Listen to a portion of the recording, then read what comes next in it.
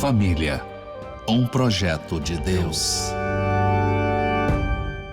Paz do Senhor Jesus, família, que bênção! Estamos chegando numa sexta-feira e começando uma programação especial, inédita para você, nessa sexta-feira, com o programa Família, um projeto de Deus. E você já tem percebido que a cada edição desse programa, nós temos sempre tratado de famílias na Bíblia, né? Trazendo a história, a experiência de uma família na Bíblia para fazermos a aplicação profética à nossa vida, à nossa família, ao nosso dia a dia. E hoje nós estaremos falando acerca da família de Noé.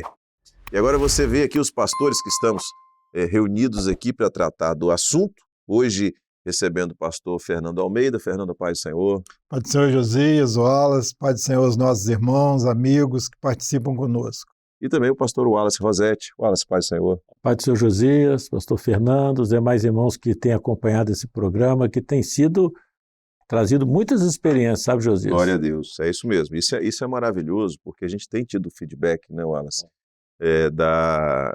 das edições desse programa, os irmãos que têm assistido.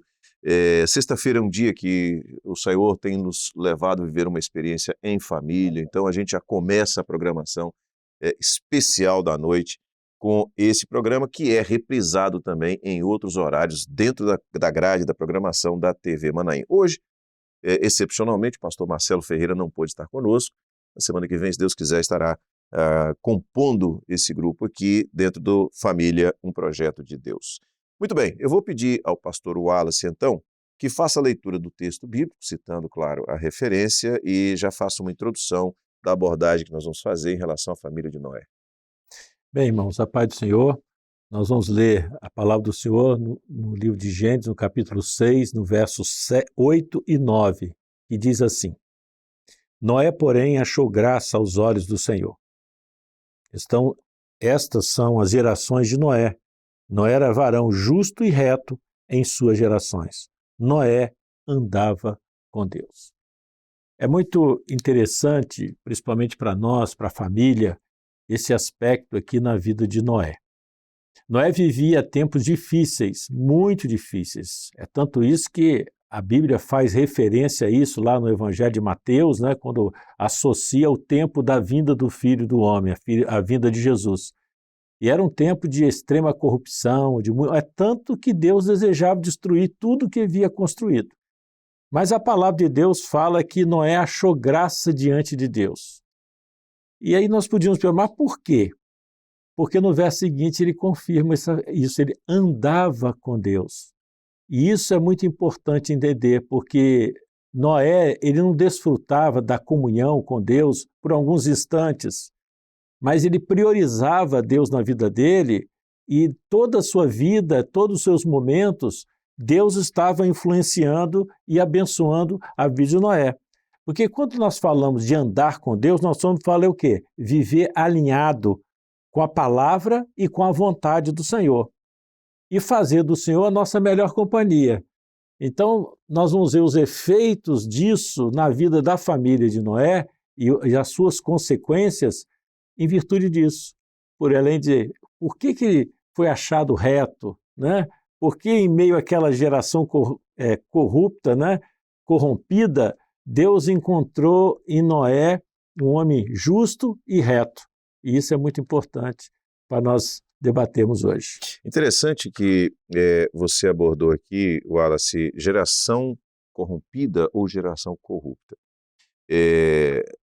Por uma questão de utilização da linguagem nossa, do idioma e tudo mais, e das aplicações que são feitas, muitas vezes a gente pensa que corrupção é só uma questão que envolva valores financeiros, né? A corrupção ou se corromper, a Bíblia usa muito essa expressão, corrompido ou corrompeu-se, né? Ou a corrupção do homem, ela na verdade é uma deturpação, é quando se abre brecha, né, para que haja uma mudança, uma deturpação, um desprezo àquilo que são, o que é o projeto de Deus para o homem, aquilo para o que o homem foi feito, né, aquilo que Deus estruturou para o homem. Então, essa geração corrompida, né? Eu acho interessante, inclusive, se vocês quiserem fazer esse comentário, porque o texto que o pastor Wallace leu fala sobre um homem que era varão justo, reto em suas gerações e que andava com Deus. Então você descreve aqui um servo, correto? Agora, em que contexto, em que cenário Noé tinha essas características? O que era essa geração corrompida? Qual era a situação do mundo, então, quando, nesse contexto, Deus identifica Noé? O texto fala, né, Josias, do mal, né? Que o mal tomou conta da mente e do coração do homem, né?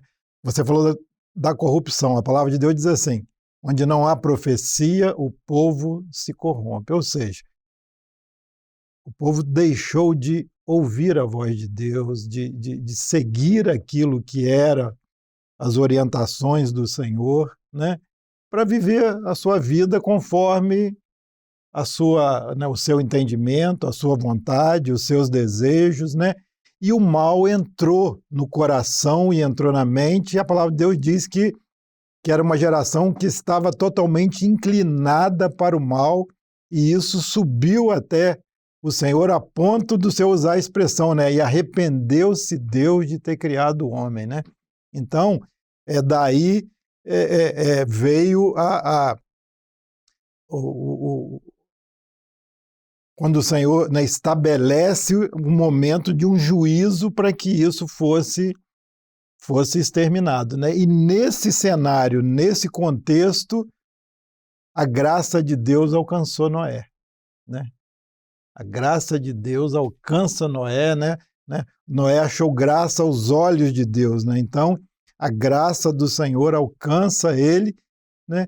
Porque ele era um homem que priorizava, né, a bênção do Senhor na vida dele, né? E na vida da sua família. Podemos até, né, pastor Fernando e Josias, completar com um detalhe. Essa corrupção pode atribular a inversão de valores, né? Tudo aquilo que Deus havia preparado, o homem daqueles dias, eles inverteram todas as coisas. O temor não existia, né? Isso é muito importante porque faz menção para os nossos dias, né?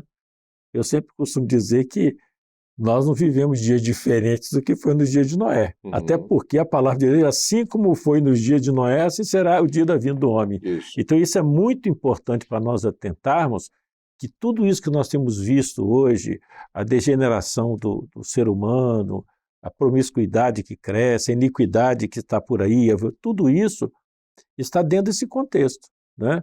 E foi esse contexto que Noé viveu, né? Ele, juntamente com a família, não foram poucos dias, né? Não, vocês vão abordar isso aqui ainda. Há um aspecto que eu acho interessante também, é o fato de que aquela família não se deixou corromper. Então, quando você entende que o homem tem como um fator de influência muito grande sobre o seu caráter, sobre a sua personalidade, sobre as suas posturas, sobre os seus valores, o meio, a interferência do meio, né? Nós estamos vendo que, em relação a Deus, aquela família não permitiu que o meio corrompido lhes atingisse. Quer dizer, diante desse cenário absolutamente corrompido, e a gente já entendeu o que é isso aqui, eu estava vendo aqui até sinônimos para o corromper, do ponto de vista humano, é algo que se deteriora moral ou até fisicamente, mas do ponto de vista concreto, de algo concreto, é aquilo que apodrece, é aquilo que se desvanece, né, é aquilo que se estraga, que se deixa estragar. Tá? Então, trazendo isso para a realidade bíblica que nós estamos trazendo aqui, o mundo estava inteiro nessa direção, mas aquela família andava com Deus, né? Noé, que a Bíblia diz, e os seus descendentes, a sua descendência, andavam com Deus. Vamos falar um pouquinho sobre a família de Noé propriamente dita? O que vocês podem nos trazer aqui como informação e orientação? Em Gênesis capítulo 7, verso 5, diz assim: e fez Noé conforme tudo que o Senhor ordenara. Eu sempre falo, se existe um exemplo que a gente pode dar para a família, para os filhos, né, é justamente esse. É quando o homem se dispõe a viver na presença de Deus, andando com Ele e fazendo a vontade do Senhor, ou seja, colocando em prática aquilo que o Senhor orienta. E se a gente observar bem, os filhos de Noé, a família dele, não ouviram o que ele ouviu de Deus. Eles ouviram o que Noé profetizou para eles, o que Noé notificou a eles, né? E ali, em cima disso, a liderança dele ali em casa era por quê? Porque ele tinha um bom testemunho, né, Fernando? Ele dava um exemplo de que ele, de fato, seguia a Deus, que ele era temente a Deus. E os filhos absorveram isso, a família absorveu isso, que a Bíblia não fala que Deus falou com eles, Deus falou com Noé. E isso eu acho que é muito interessante, é o quanto que é o peso nosso como pai, como, né, como família, a nossa postura diante, a influência no nosso testemunho, no nosso exemplo junto aos nossos filhos, a nossa família, a esposa. A esposa dele, por certo, era uma ajudadora, né, pela situação, né, porque ele enfrentou todo tipo de bloqueio, de rejeição, né, e como você falou, né, eles se mantiveram firmes na promessa do Senhor, né? Ou seja, confiando naquilo que eles não estavam nem vendo, né? Isso. Pela fé. Eu acho, né, extraordinário esse fato, porque Noé consegue envolver toda a sua casa naquele projeto, né, que Deus determinou para ele. E os filhos de Noé não eram crianças, adolescentes, porque quando são crianças, adolescentes, é mais fácil você tê-los ali, estão sob o seu governo, sua, né, o sustento vem do pai e tudo, mas os filhos de Noé já eram adultos e casados. Mesmo assim, todos com as suas esposas foram envolvidos naquele projeto que Deus determinou para Noé, porque a gente vê aqui, ó, no verso 13, e no mesmo dia entrou Noé e Sem e Cã e Jafé e os filhos de Noé, como também a mulher de Noé e as 3 mulheres de seus filhos com ele na arca. Então, a família toda foi salva e isso não é fácil. Não é fácil você envolver, principalmente quando os filhos estão adultos, casados, já têm as suas famílias, mas esse detalhe que o pastor Wallace comentou aqui do verso 5, né, quando diz, e fez Noé conforme tudo o que o Senhor lhe ordenara, no 6:22 também, o Senhor já tinha dito isso, assim fez Noé conforme tudo que Deus lhe mandou, assim o fez. Então, é um segredo quando você põe em prática aquilo que Deus está determinando para a sua vida, né, o Senhor alcança, né, os seus. E o Senhor sempre teve uma preocupação com a família, né, José? Na palavra a gente vê isso. Você vê a família de Noé, você vê a família de Josué, eu e a minha casa. Você vê a família de Raabe. O Senhor ia salvar Raabe, falou assim, ó, junta os seus irmãos, o seu pai, a sua mãe, porque a bênção é para a família. Você vai lá para o Velho Testamento, a família do carcereiro lá de Filipos, né? E será salvo tu e a tua casa, e naquela noite toda a família foi batizada ali, né? E a bênção do Senhor veio sobre ela. Então, a gente vê uma... Desculpa te interromper, a própria palavra de Jesus, né? Todos aqueles que fazem a minha vontade são a minha família. Minha família. Né? Então, quer dizer, o Senhor nos inclui nesse... Exatamente. Então, a preocupação do Senhor com a família, a gente vê isso presente em toda a palavra. E aqui, por Noé, andar com Deus, fazer conforme Deus lhe ordenara, Deus operou uma bênção em toda a sua casa e todos entraram com ele na arca no dia definido pelo Senhor. É interessante que a abordagem que vocês estão fazendo aqui sobre Noé e o reflexo da obediência na sua família, na sua casa. Eu queria chamar a atenção aqui também, e vocês podem comentar, sobre os filhos dele, porque você disse não eram mais adolescentes. E a mensagem, o pai recebeu, transmitiu à família. O pai tinha um testemunho que permitia com que aquela mensagem fosse bem aceita pela família. Mas, eventualmente, do ponto de vista, inclusive, da sociedade, foi até mais difícil para os filhos de Noé do que para Noé mesmo. Aí você começa a pensar no jovem, você começa a pensar... Ou seja, é aquela palavra para você que é filho. Para você que o seu pai, você tem uma bênção de valor inestimável de ter o seu pai como servo de Deus e que traz e sempre trouxe para casa os ensinamentos do Senhor, né?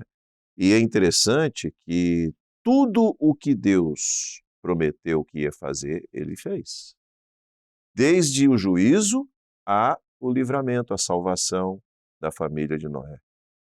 Então, aquilo que Noé pregou como sendo a palavra de Deus, de fato se cumpriu, nos seus mínimos detalhes. Então, essa é uma palavra para você que eventualmente está nos assistindo agora, que é filho. Eu, por exemplo, tive a bênção e, ao mesmo tempo, como é que eu posso dizer assim, o desafio de crescer filho de pastor. E sei que não é fácil ser filho de pastor. Porque sempre é uma comparação. É uma comparação o tempo inteiro, então é um desafio para nós. Agora, glorifico o nome do Senhor porque eu vi que o ensinamento que o meu pai trouxe para o lar, ele se fez algo verdadeiro, se fez algo com sinais, com experiências, com bênçãos, no meio da família. Vocês querem comentar sobre os filhos? Eu falar, Fernando? Os filhos, eu sempre falo que toda vez que a gente vem aqui eu fico preocupado muito com isso, porque toda preocupação nossa como pai é a preocupação das famílias, é os seus filhos, o caminho que eles vão caminhar, E a gente preocupa usar a palavra, Ensina o teu filho, ensina o menino o caminho que deve andar e quando for velho vai se desviar dele, Vai lembrar, vai estar, pode até por um determinado momento, mas a semente está lá, a palavra está lá. Então, o Noé, ele viveu essa experiência. O Fernando comentou muito bem aqui sobre esse aspecto do filho, E eu queria chamar a atenção o seguinte, porque não era porque Noé ele tinha uma relação tão íntima com Deus que assegurava os filhos a mesma coisa. Eles ouviram. Inclusive, eu queria ler um texto lá em Êxodo, capítulo 20, Eu costumo dizer aqui que os filhos não podem se encostar no relacionamento dos pais com Deus, porque eles têm a parte deles. Lá em Êxodo, o Senhor fala assim, sou um Deus que visto a maldade dos pais aos filhos até a 3ª e 4ª geração daqueles que me aborrecem, mas faço misericórdia em milhares aos que amam e guardam os meus mandamentos. Então, o guardar o mandamento, nós estamos até estudando sobre isso lá em Apocalipse, aqueles que leem, que ouvem, que guardam, existe uma bem-aventurança aí, não é isso? Existe um benefício. E isso eu gosto de chamar a atenção porque, se você observar, qual era a diferença de Noé para um homem normal? Nenhuma. Não era um homem falho, por certo, era um homem. Mas onde que estava a bênção para ele ser chamado de justo? Porque ele foi justificado pelo próprio Senhor e ali o Senhor pode contar ele como justo, um homem reto, justo. E é isso que é fundamental para nós nessa hora. Como é que Deus está nos vendo, Como é que está a nossa posição em relação a Deus? Os filhos deles teve alguma falha também, tiveram, Mas o que eu acho interessante é que 2 deles tomaram uma posição de preservar, Não expor a situação ali do pai naquela situação que aconteceu, Então eles se preocuparam em esconder. Então, por quê? Porque a intimidade da família não deve ser exposta. Sim.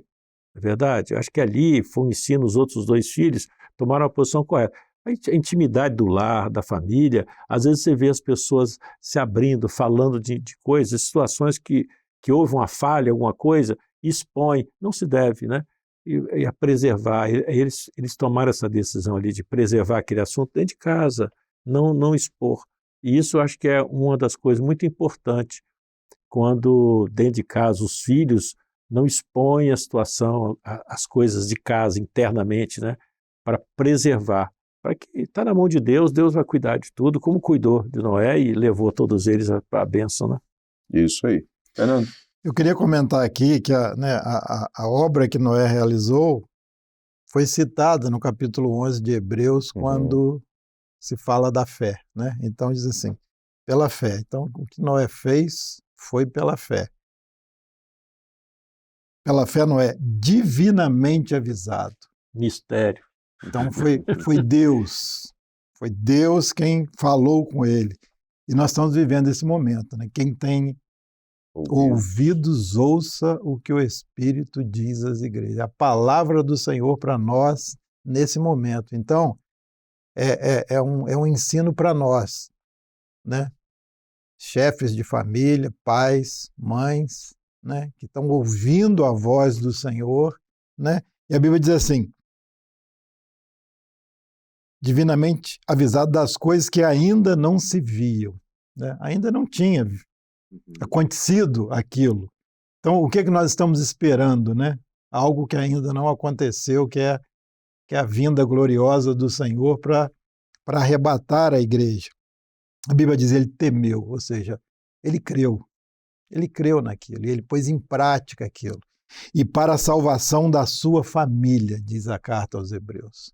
Então, a gente vê aí a família envolvida. Então, é um ensino para nós, né? Para você, pai, mãe, que está ouvindo, nesta hora, que está ouvindo a voz do Senhor, aquilo que o Espírito Santo está nos mostrando nesta hora, coloque em prática que a sua família vai ser abençoada, vai ser alcançada. Se tem alguém, né, ainda, né, um pouco distante, há uma promessa para nós e para nossa casa, e o nome do Senhor vai ser grandemente glorificado, né?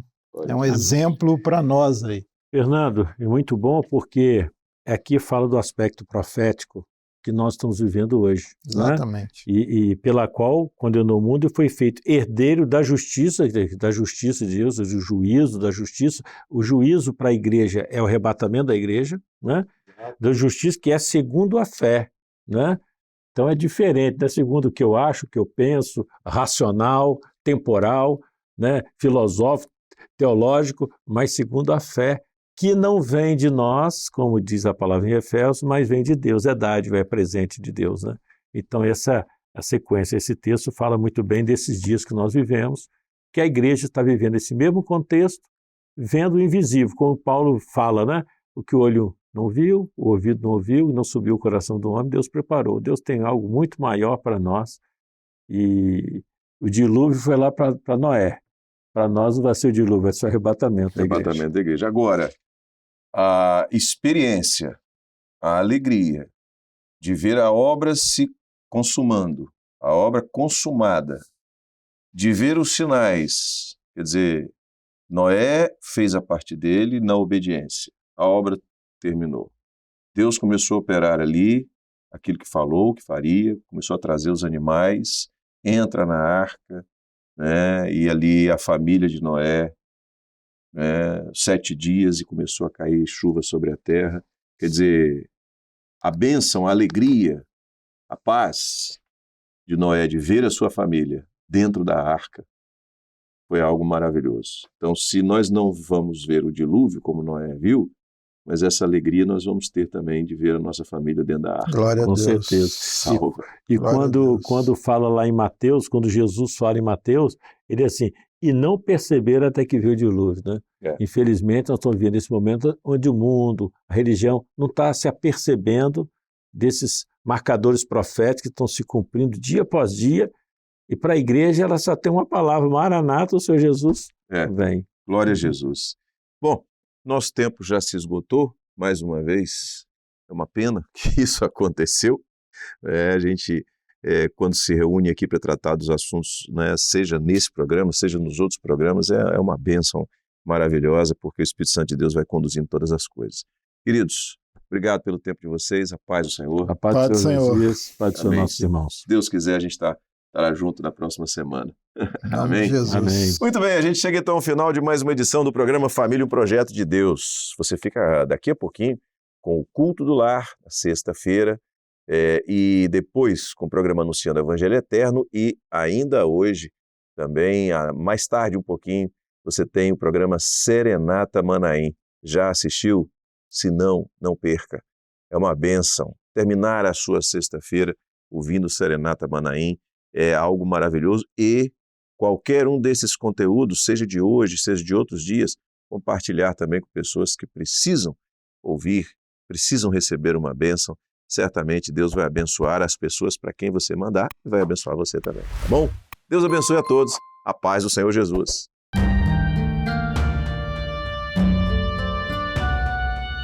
Família, um projeto de Deus.